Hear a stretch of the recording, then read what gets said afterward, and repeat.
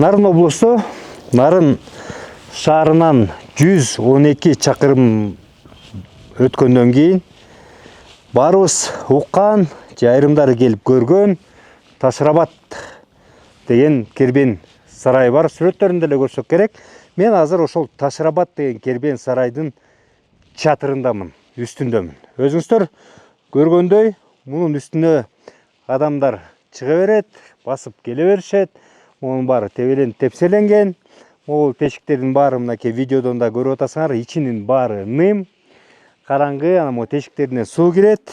Ал тургай, эгерде жакшылап карап көрсөңүздөр, бул жерде суулар монтип калган, анан суулар сиңип, ылдый түшүп кеткен да. Бул кербен сарайды мурда Союз учурунда археологтору ачып, ошол эле мурда урандысы эле бар болчу. Кийин Союз учурунда мунун баарын кичине анча-мынча калыбына келтирип, ошондон кийин калып калган. Азыр эми бул кербен сарай Кыргыз Республикасынын Маданият, маалымат, спорт жана жаштар саясаты министрлигине караштуу Ат башы райондук маданият бөлүмүнө карайт экен. Муну мен окуп аткан себебим мындай билеттерди берет экен. Билет баасы кыргыз жарандарына 50 сом, чет элдик жарандарга 150 сом дейт. Биз 5 адам келдик элек, 5 билет сатып алып, анан басып жүрөм. Негизи мен айтып кетейин дегеним, Ташрабатка окшогон уникалдуу археологиялык биздин тарыхый баалуулук болгон жерлерибиз өтө эле аз. Өзүңүздөр азыр ким көрүп атса, ойлоп көрсөңүздөр, эмнени билесиздер? Мисалы, ойго келе турган эле нерсе бул чүйдө, токмокто бурана бар, өзгөндө мунара бар, Таласта Манас күмбөзү бар, Баткенде Кудайырхандын чеби бар, ал жерде дагы анча-мынча ошого окшогон жер бар, Нарында Кошой коргон бар, Көлдө эмнебиз бар, Көлдө эски жана думган мечит бар, ал жерде чиркөө бар. Анан мындай эске келерлик дагы ойлонуп тапса болот майда чүйдө, бирок мындай олуттуу нерсени табыш кыйын. Ал эми Ташрабат, мен мындай уникалдуу ушундай курулуш тарыхый жерди Кыргызстанда көрө элекмин. Бул өзгөчө. Ушуга окшогон кербен сарайды мен Кыргызстанда жолуктура элекмин да. Ушундай уникалдуу нерсебиз бар, жерибиз бар. Тоону аралап келет, тоо кыркап келет, кыркалап келишет. Көптөгөн бул жерге 90%дан ашык чет элдик туристтер ушул эки кербен сарайды көрөбүз деп келет. Кербен сарайдын чынында эле азыркы абалы мышык ыйлачудай. Мунун үстүнөн тебелеп атышат, суу кирип атат, тетигинтип таштарга ар кандай кылып жазып да кетишкен. Анан монтип бара-бара жоголуп баратат. Эми мындай карап көрө турган болсоң, ким келбесин, чет элдик турист келеби, жаран келеби, мындай көңүл кош мамиле жасалганы көрүлүп турат да, көрүнүп турат. Мен буга окшогон нерселерди башка өлкөлөрдөн көргөм. Мисалы, Иранга барганда, Ирандын борборунан, Тегерандан тетиги түп жагына чейин барып, бир укмуштай биздин тарыхыбыз бар, баалуулугубуз бар, укмуштай жерибиз бар деген жерди унаа менен 7-8 саат жүрүп отуруп, же болбосо учак менен 1-2 саат учуп барып, анан ушундай жерди көрсөтүп, сыймыктанып көрсөтүшөт да. Бизде болсо азыр басып келип, бул жерге келип, эшиги жабык отурган экен, ким бар десек, тигил жактан бир келин бала келип, мен бар деп билет сатты. Ичинде 2 эле тактача бар экен, кыргызча анан орусча жазылып турат.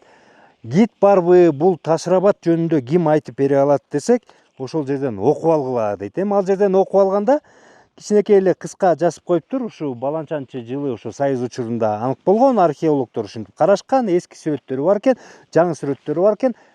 Болжолду божомол менен бул кербен сарай болгон деп жазылып турат да. Башка эчтеке жок. Эми ушундан улам менин кайрылуум бар да.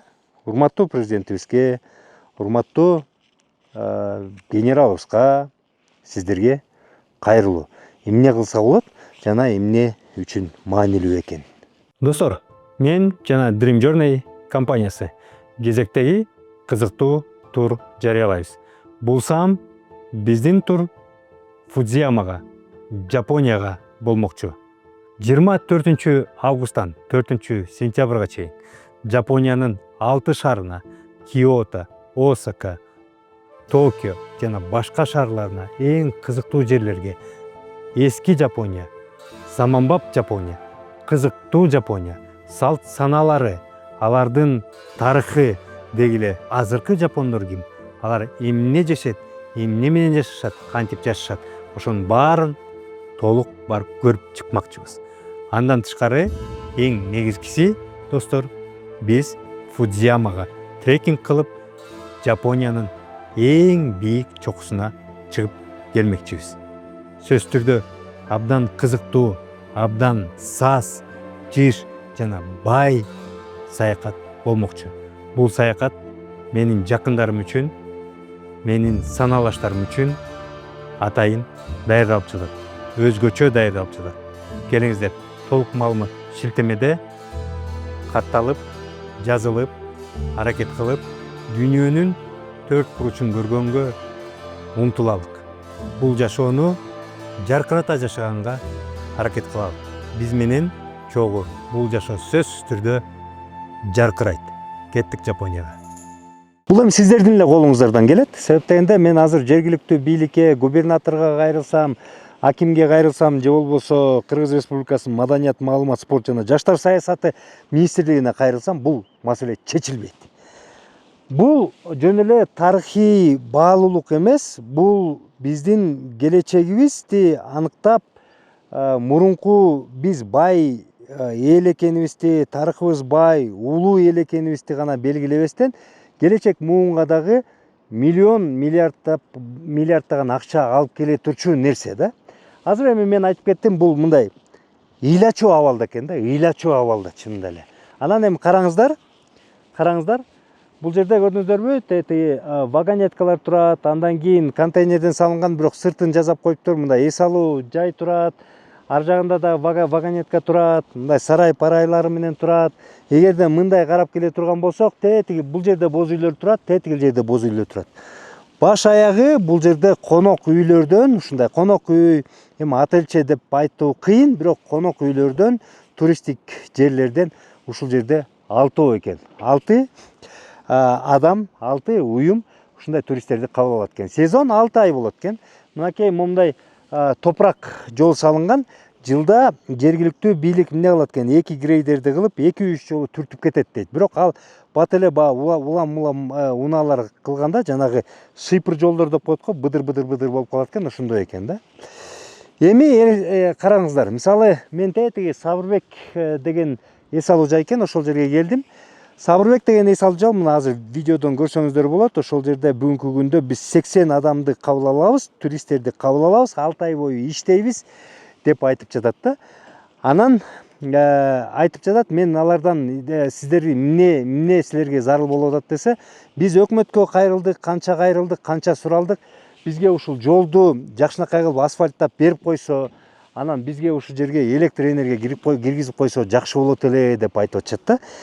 Анан силерге эмне ошол экени берет эле, эмне кылат эле, туристтерге ыңгайлуу болгондон бөлөк силерге эмне берет элек десе, эми биздин жашообуз жеңил болот эле деп айтып атышат да. Ошол жашообуз жеңил болот эле дегенде көп нерсе жатат. Урматтуу башкаруучуларыбыз.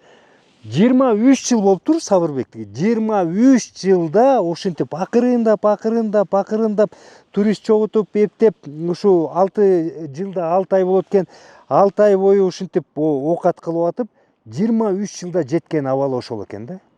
Туристтер келгенде, ошол жерге жатып кеткенде, 1-2 күн жатканда, кийимдери болгондо, түнү менен барып, бул жерде жүктөп барып, свет жок да, светтин айынан жок.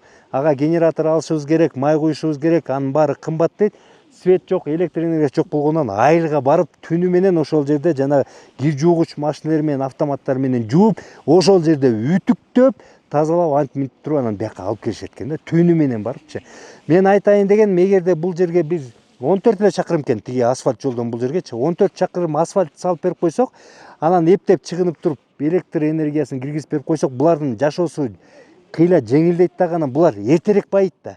Эртерээк байыса, булардын абалдары жакшы болот. Момундай вагонеткаларды койбойт, момундай контейнерлерди койбойт, момундай абал жок болот, инфраструктурасы жакшы болот. Демек, бияка байыраак туристтер көбүрөөк келип көбүрөөк акча таштап кетет да. А эгерде Маданият маалымат министрлигине көбүрөөк акча бөлүп берип туруп, Морекини биз болсо улуттук баалуулук деп туруп, муну мындай зыңкыйтып келтирип, бул жерге гидтерди алып келип, ичин жакшынакай кылып жасап, биягын корук кылып койсок, муну биз кийинки жылга сактап калабыз да. Көп туристтер дагы келе баштайт. Анан мунун керек болсо, биз дагы эле божомол менен ушундай болчу деп коебуз. Бирок мунун тегерегиндеги бир тарыхты дагы тарыхчыларды коюп туруп, давай ушунун тарыхын изилдегиле деп туруп, анан гидтер зыңкыйтып антип мынтип айтып берсе, Токмоктогу бурананын тарыхын анча мынча аныкталган да, ошондой кылып жакшылап кооздоп айтып беришсе, тиги Өзгөндөгү мунара боюнча, Кудайырхандын чеби боюнча ушуларды дагы жакшылап айтып берип койсо, туристтик борбор болуп калат. Түркия миллиарддаган акчаларды алып келет. Мен Түркияга барганда, тиги Сирия менен чектеш жерге ушундай эле болгон жерди көрсөтүш үчүн, сыймыктаныш үчүн толтура блогерлерди алып барган ошол жергечи. Мен ошол экени сиздерге кайрылып кетем да. Мен билбейм, мисалы, албетте бул жакшы нерсе. Азыр бир спортко, өзгөчө футболго көңүл буруп, футбол аянтчылардын баарын салып атабыз. Бирок футбол аянтчылар экономикалык жактан мен качан акча алып келет экенин мен билбейм. Келечекте алып келсе керек. Бирок эң эле тез бизде элдин жашоосун жаңыртуу, сырттан туристтерди алып келип, бай туристтерди, өткөндө депутатыбыз дагы кыйкырып атпайбы, бизге кедей туристтер келет экен депчи. Кедей туристтер мындай шарттарга келип ошо келет, мындай байыраак туристтер келип, шарты жок экен деп кетип калат да. Ошон үчүн баары бул комплекстүү маселе да. Биз жылда, мен билем, баягы өкмөттө, мамлекеттик кызматта иштеп калганда билем, жылда өкмөт отуруп алып, бул жылы Баланчанын 85 жылдыгы экен, бул шаардын 100 жылдыгы экен, бул адамдын 86 жылдыгы, 86 жыл, 90 жылдыгы экен, прокуратуранын дагы бир канча жылдыгы экен, райондук акимчиликтин дагы бир канча жылдыгы экен деп акчаны сарптай беребиз. Ошондон көрө жылда бул жылы могул туристтик объектини жакшыртабыз, бул жылы тигил туристтик объектини жакшырталы десек, туризм биздин негизги багытыбыз болгон турат да. Ошондуктан мен сиздерге кайрылып кетем. Урматтуу, ушу биздин 3 негизги башкаруучу. Сиздердин эле колуңуздардан келет, көңүл буруп коюңуздарчы. Ташырабатыбыз уникалдуу нерсе. Эми бул жерге жазып коюптур, Орто Азияда мындай нерсе жок деп жазып коюптур. Бирок биз Орто Азияда мындай уникалдуу мындай нерсе жок деп өзүбүз айтып коюп, бирок ошол экиге татыктуу мамиле жасабай жатпайбызбы, туугандар? Эми могул жерде жакшы жер түзүлүш үчүн дагы канча жыл керек? Дагы 23 жыл керекпи? 23 жыл убакыт өтүп атат да, мына ушул экилер анык биздин тарыхыбызды дагы аныктай турган, баалуулугубузду дагы аныктай турган. Ушул мына биздин негизги идеологиябыз болуп, ушул биздин улуу эл экенибизди. Жанагы 80 жылдык, 70 жылдык, 50 жылдык, 90 жылдык, 100 жылдык, 110 жылдык биздин улуу эл экенибизди аныктабайт. Мына ушул тарыхый жерлер, ушуга окшогон биздин баалуулуктарыбыз биздин улуу жер экенибизди аныктайт. Элге руханий дагы баалуулуктарды берет, элге материалдыктар дагы баалуулуктарды берет. Ошондуктан сиздерге жетет деген ишеничтемин. Ушул жерлерге өзгөчө көңүл буруп койсок, бул чынында эле абдан сонун жер болгон татта, абдан сонун инвестиция алып келет. Мен ошондуктан сиз үчөөңүздөргө кайрылып атам. Губернаторго кайрылганда деле бул маселе чечилбейт, министрге кайрылганда деле бул маселе чечилбейт. Сиздер ушуну чече аласыздар, чынында эле. Ушуну чечип алсаңыздар, анан мен ойлойм, бизде туризм деп эле атабыз, бирок туризмди бир маданиятка дагы, спортко, жаштарга 3 багытка кошуп туруп, туризмди бир департамент эле кылып койгонбуз да. Алар кыйратып муну иш кыла алышпайт, чынында элечи. Эгерде ошо туризмди өзүнчө бөлүп, туризм министрлиги кылып, дегиз эле туризмге ушинтип көңүл буруп койсок, могуларды жакшынакай кылып койсок, канчалык мына деңгээлибиз да жакшы өсөт эле, бул бизге өлкөбүздү пиар дагы болуп берет эле, жакшы жактан көрсөтө алат эле да. Тилекке каршы биз убакытты дагы батты мындай үнөмдөйт элек, элге дагы жакшы шарт түзүп берет элек, акча дагы алып келет элек, баардык жагынан аябай жакшы болот эле да. Ушуну көрөсүздөр деген чоң ишеничтемин. Рахмат.